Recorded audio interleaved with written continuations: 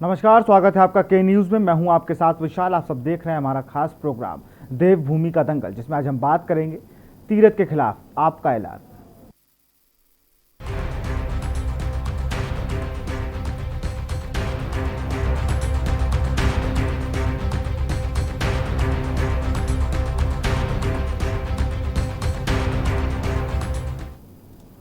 उत्तराखंड की राजनीति में एक बार फिर कयासबाजी का दौर शुरू हो गया है। आगामी 2022 विधानसभा चुनाव में अब करीब करीब 8 महीने का वक्त ही बाकी रह गया है, लेकिन उससे पहले मुख्यमंत्री तीरथ सिंह रावत को विधानसभा का सदस्य बनने के लिए उपचुनाव लड़ना होगा, जो कि सितंबर माह में होने हैं। मगर सीएम तीरथ कहां से उपचुनाव लड़ेंगे, इसका जवाब किसी के पास नहीं है।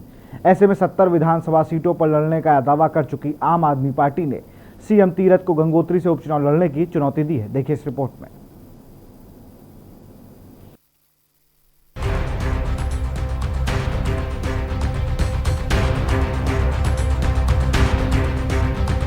उत्तराखंड के मुख्यमंत्री तीरथ सिंह रावत 2 दिन से दिल्ली में हैं। बता दें कि बुधवार को पार्टी हाईकमान ने और सीधा आपको दिल्ली ले चलते हैं। यहाँ तीरथ सिंह रावत क्या कुछ कह रहे हैं, सुन लेते हैं।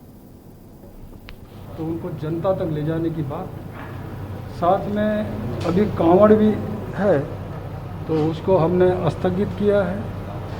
और ये हम चाहते जो अभी वैक्सीन आदरणीय प्रधानमंत्री जी ने 18 वर्ष से ऊपर वालों को फ्री दिया, तो उसको भी धरातल पे वहाँ जगह जगह कैंप नीचे स्तर तक हम लोग उतारे हैं, सभी उससे लाभान्वित हुए हैं। ऐसा एक प्रकार का काम हम लोग करेंगे, कर रहे हैं। बाकी मैंने कहा ना कि आगामी चुनाव के दिन से बातचीत, ये सारी चीज़ें कैसी तैयारियां हैं, क्या करना है, और ये सब रहा है। और उनको लेकर के मैंने कहा ना कि पूरी तरह हम लोग नीचे धरातल पे उतारने का काम करेंगे, और वहाँ के लिए नई योजनाएं, नया काम, नया विकास, और जो मेरे मन में था कि वहाँ का पर्यटन, तीर्थाटन, उसको कैसे हम लोग बढ़ावा दें, ये काम, इस प्रकार की कुछ बातें मैंने रखी और इस तरह का हम लोग करेंगे क्या करके। आपके चुनाव को लेकर बड़े प्रश्न उठ रहे हैं, विपक्ष खासतौर से इस पे बड़ा सवाल उठा रहा है, क्या कहेंगे? देखिए, मैं ये नहीं कहता विपक्ष क्या कर रहा है क्या नहीं कर रहा है, ये उसका अपना काम है, और विपक्ष कहीं भी जनता के सामने है नहीं, जनता नकारा है। बाकी रही तो ये विषय अभी चुनाव आयोग का है, और चुनाव आयोग है, जब भी वो जैसा भी निर्णय लेगा चुनाव आयोग को करना है, होगा नहीं होगा ये सारा चुनाव के उसमें है, चुनाव आयोग के उसमें जो भी होगा। बाकी केंद्र जो तय करेगा, जो रणनीति हमारे सामने रखेंगे, उस रणनीति के अनुसार हम लोग आगे बढ़ेंगे, काम करेंगे, और मैंने कहा ना कि उस योजनाओं को हम आगे धरातल पे उतारेंगे, ये हम करेंगे। नमस्कार।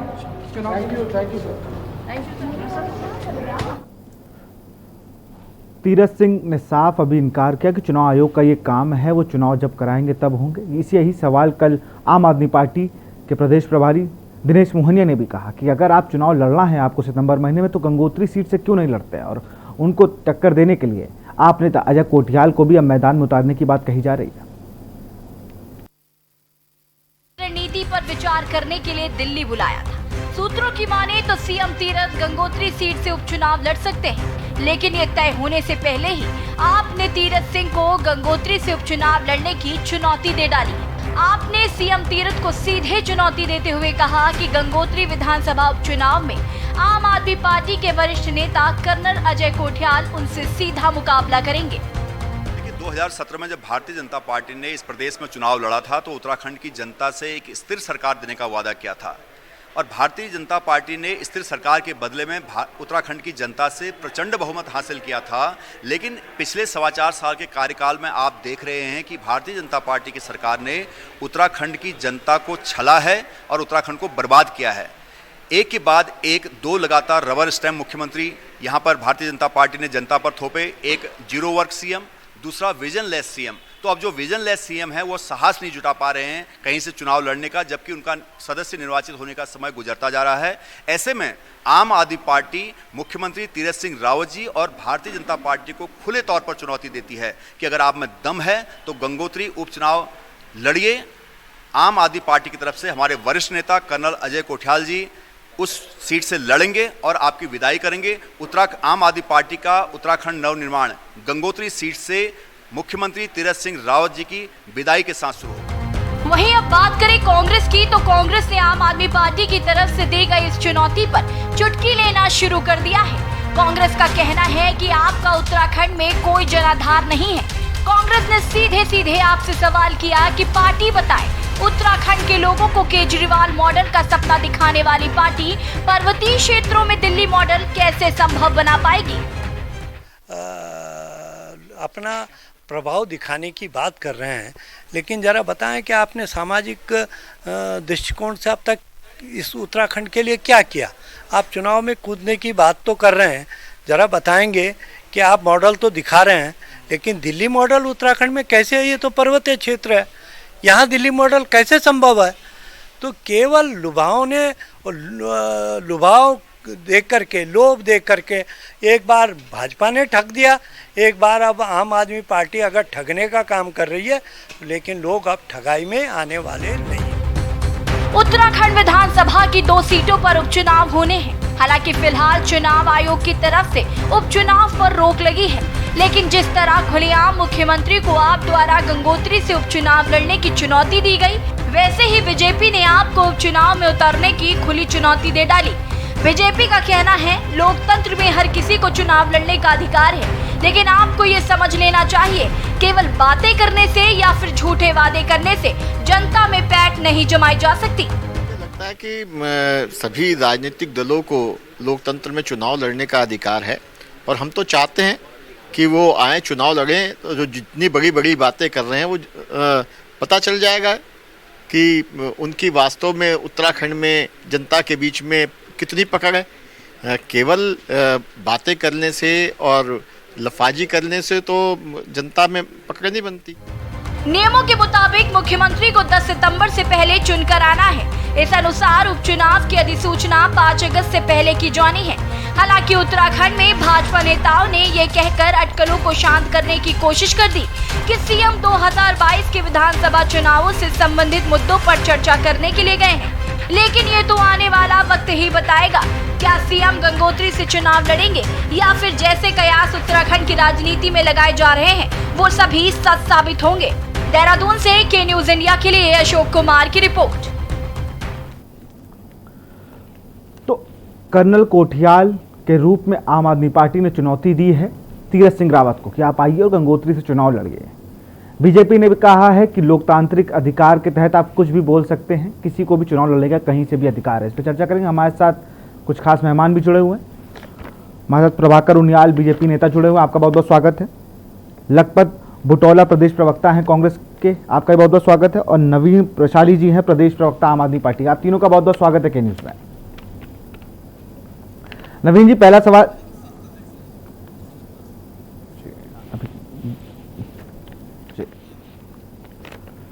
देवभूमि में अगर बात की जाए तो राजनीति की उठापटक काफी लंबे समय से चल रही है।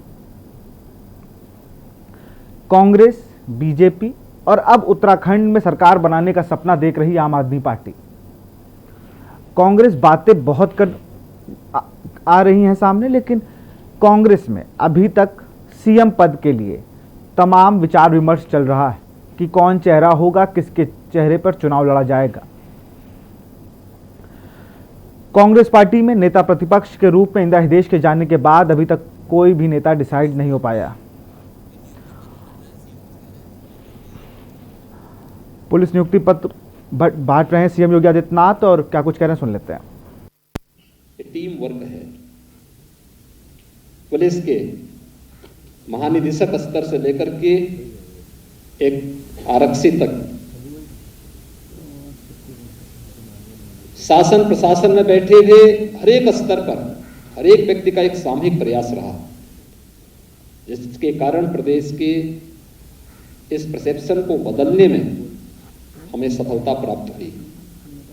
हमने 4.25 लाख के आसपास सरकारी नौकरी दी, लेकिन इससे कई गुना निजी क्षेत्र में भी हम लोगों ने लोगों को रोजगार की सुविधा दी। 1.5 करोड़ से अधिक युवाओं को जो प्रदेश के अंदर निजी निवेश हुआ उसमें रोजगार प्राप्त हुआ, उसके माध्यम से उन्हें स्वावलंबन की ओर अग्रसर होने का अवसर प्राप्त हुआ। ये निजी निवेश पहले प्रदेश में नहीं हो पाता था, लोग भयभीत रहते थे। यहां पर जो पहले से निवेश था वही यहां से भाग रहे थे।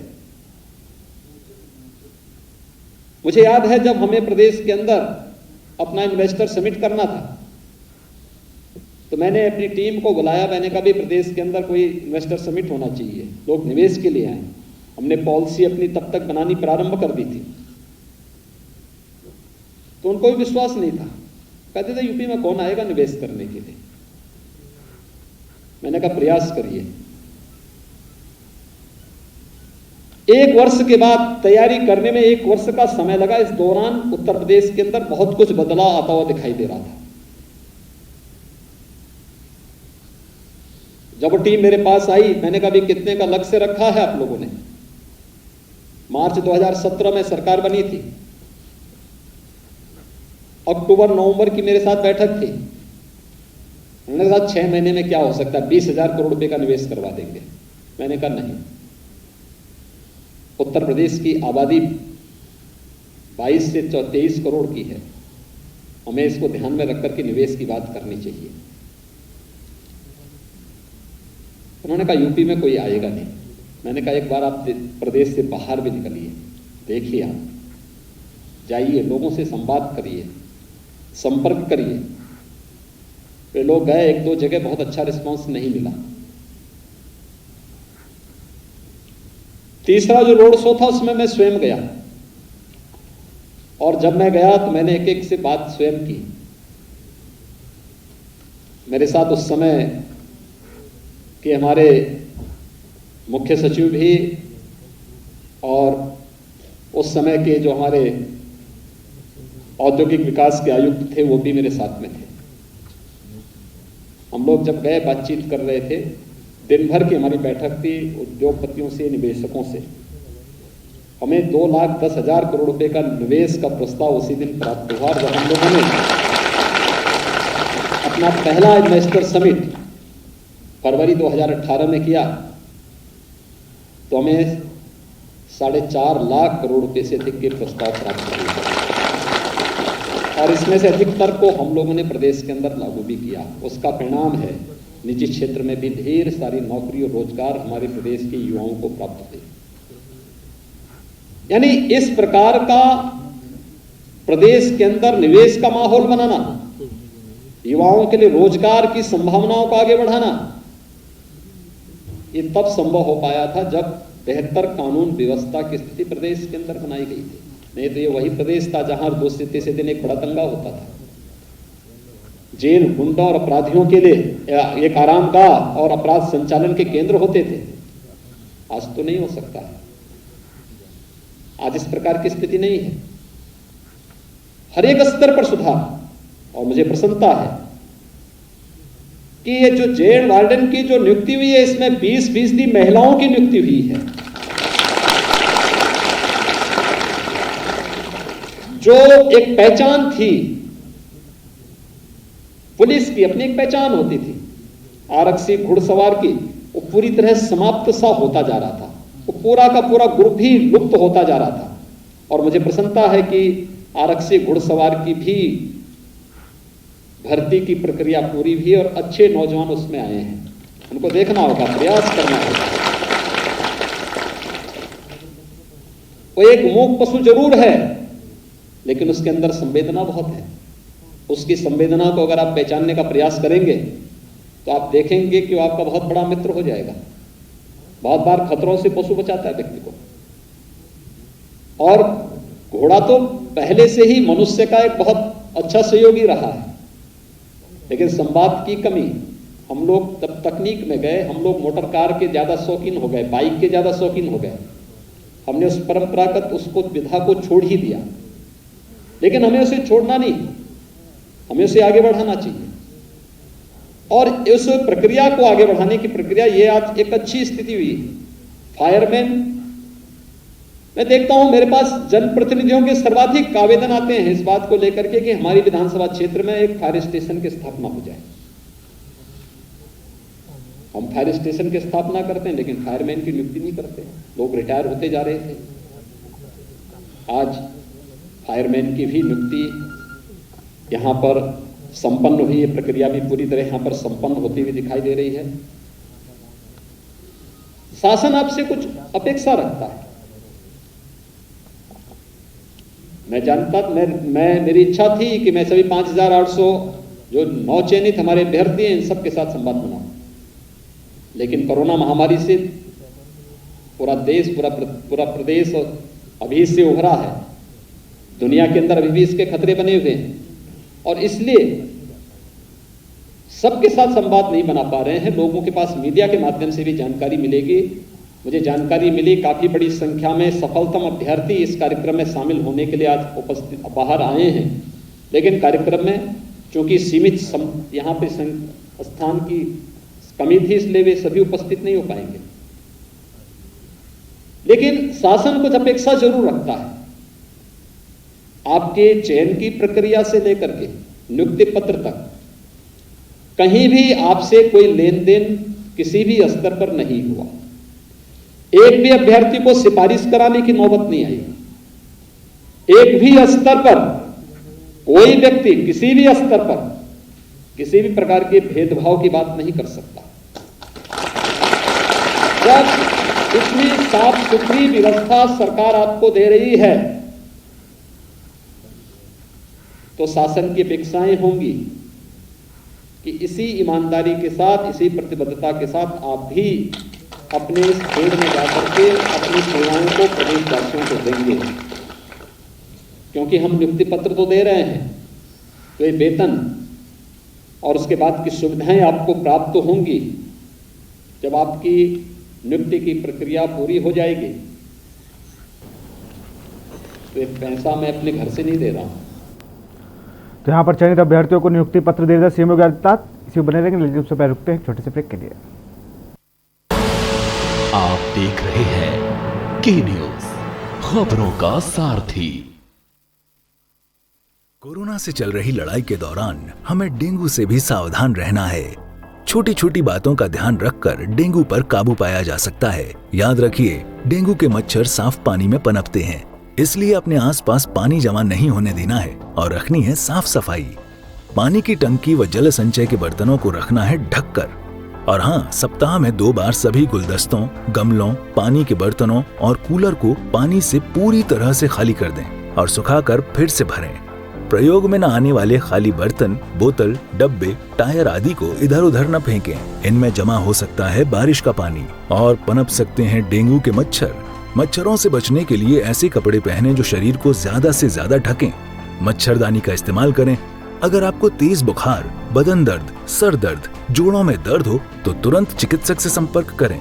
अधिकांश लोगों में डेंगू एक सामान्य बुखार की तरह होता है, सामान्य लक्षण की तरह आता है, लेकिन कुछ लोगों में डेंगू गंभीर रोग का रूप ले सकता है और जानलेवा भी हो सकता है। इसलिए पूरी सावधानी रखना बहुत ज़रूरी है। यदि आपको डेंगू रोग के लक्षण होते हैं तो आप पूरी तरीके से सतर्क रहिए। बिना डॉक्टर के परामर्श के कोई दवा ना लें। डेंगू रोग का उपचार लक्षणों के आधार पर होता है। अननेसेसरी किसी भी तरीके का कोई भी दवा या मेडिकेशन नहीं लिया जाना है। कोविड-19 के परिवेश में डेंगू और कोविड दोनों ही रोगों पर हमें नियंत्रण करना है। बारिश में बढ़ता है डेंगू का प्रभाव, साफ सफाई से करें बचाव। आप देख रहे हैं के न्यूज, खबरों का सारथी। ब्रेक के बाद आपका स्वागत है। आपको लखनऊ ले चलते हैं जहां सीएम योगी आदित्यनाथ क्या कुछ कह रहे सुन लेते हैं। और प्रदेश की जनता से जो हमें टैक्स मिलता है, जो सहयोग मिलता है, उससे विकास भी होता है, व्यवस्था का संचालन भी होता है। उनके प्रति हमारी कुछ जवाबदेही भी है। उस जवाबदेही के लिए अगर हम सब पूरी ईमानदारी से कार्य करेंगे तो जनता को भी लगेगा कि देखिए लोग अच्छा कार्य कर रहे हैं। हर एक स्तर पर कार्य करने की बहुत अच्छी गुंजाइश होती है और मुझे लगता है उसको और अच्छा करने की दिशा में हमें प्रयास करना चाहिए। अच्छा हुआ है, इसको और अच्छा कैसे किया जा सकता है, और अच्छा करने के लिए ही हम सब एकजुट होकर के कार्य करेंगे तो उसके परिणाम हमारे सामने आएंगे। मुझे बहुत प्रसन्नता है उत्तर प्रदेश के युवाओं को प्रदेश के अंदर पूरी पारदर्शी तरीके से, साफ सुथरी तरीके से शासकीय सेवाओं के साथ साथ विभिन्न क्षेत्रों में सेवा का अवसर प्राप्त हो रहा है। आप सभी इसी प्रतिबद्धता के साथ कार्य करेंगे, इस विश्वास के साथ मैं उत्तर प्रदेश पुलिस भर्ती बोर्ड से जुड़े हुए बोर्ड के अध्यक्ष और अन्य सभी सदस्यों को एक पारदर्शी व्यवस्था को आगे बढ़ाने के लिए हृदय से धन्यवाद देता हूं। आप सभी सफलता अभ्यर्थियों को हृदय से बधाई देता हूं, अपनी शुभकामनाएं देता हूं और विश्वास व्यक्त करता हूं कि शासन की मंशा के अनुरूप आप सभी अपने अपने फील्ड में कार्य करते हुए प्रदेश की 24 करोड़ जनता की आशा और अपेक्षा के अनुरूप परिणाम देंगे। आप सबके प्रति मेरी शुभकामनाएं। धन्यवाद।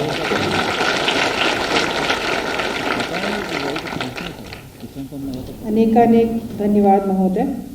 आपके आशीर्वचन से सभागार में उपस्थित सभी अधिकारी कर्मचारी व नवागंतुक जेल वार्डर, फायरमैन, घुड़सवार पुलिस में अपने पदीय दायित्वों के प्रति अधिक उत्साह एवं कर्तव्यनिष्ठता की भावना और बलवती होगी, जो प्रदेश की कानून व्यवस्था के सुचारू संचालन में अवश्य सहायक सिद्ध हो। आपके उद्बोधन से हम सब में एक नई ऊर्जा जागृत हुई है। मैं अभ्यर्थियों से, जो 12 अभ्यर्थी हैं जिनको औपबंधिक चयन पत्र दिया गया, उनसे अनुरोध करूंगी कि ग्रुप फोटो के लिए मंच पर उपस्थित हो जाए। यहाँ पे आप सुन रहे थे सीएम योगी आदित्यनाथ को, जिन्होंने 5805 अभ्यर्थियों को नियुक्ति पत्र दिए। यहाँ रुकते एक छोटे से ब्रेक के लिए, जल्द हाजिर होंगे।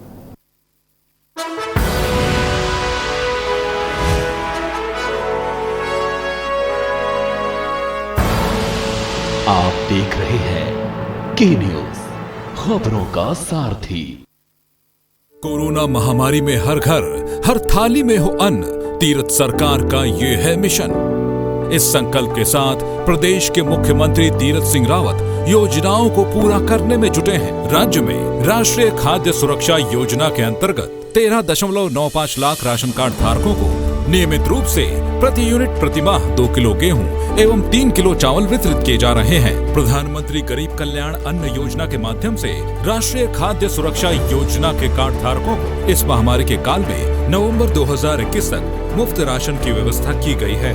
इसके अंतर्गत लाभार्थियों को 3 किलो गेहूं एवं 2 किलो चावल प्रति यूनिट वितरित किया जाएगा। राष्ट्रीय खाद्य सुरक्षा के 13 लाख परिवारों के अतिरिक्त राज्य के लगभग 10 लाख राशन कार्ड धारकों को राज्य खाद्य योजना के अंतर्गत 20 किलो राशन, 10 किलो गेहूं और 10 किलो चावल 3 महीने मई, जून और जुलाई के लिए उपलब्ध कराया जा रहा है। राज्य के सभी